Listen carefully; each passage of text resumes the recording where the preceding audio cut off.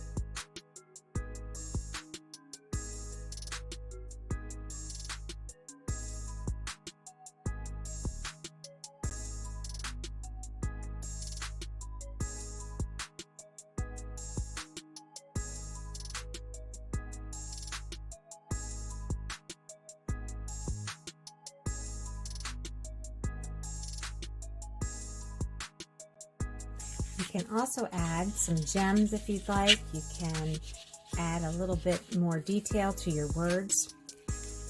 You now have a piece of art that moves, and you can let your worries fly.